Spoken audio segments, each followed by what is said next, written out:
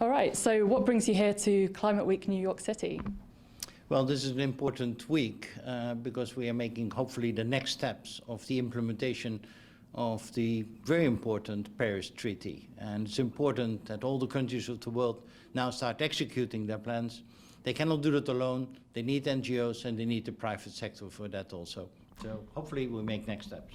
And you're here today talking about carbon pricing. Why do you think that's important? What role do you think that has in pursuing this agenda?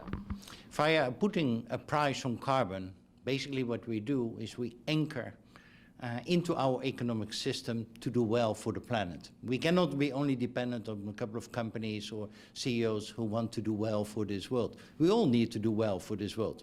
It's what the next generation deserves. And it is better to anchor that in our economic system, and that's what we do with putting a price on carbon. And a lot of businesses would see a carbon price as a burden, a tax. Why do you see it differently?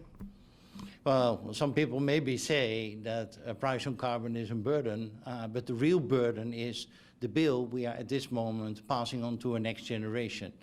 And we need to find the incentives for this generation to develop alternative technologies, to develop alternative energy forms, to reduce our emissions fast.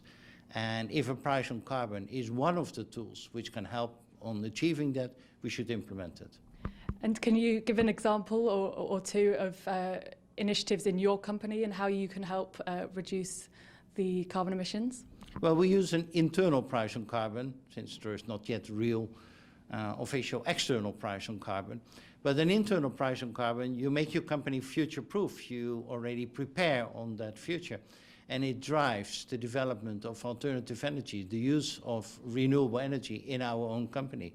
It drives decisions on investments into second-generation biofuels, using agricultural waste and convert that into energy, or new coatings for solar panels, or all kinds of other new products and initiatives.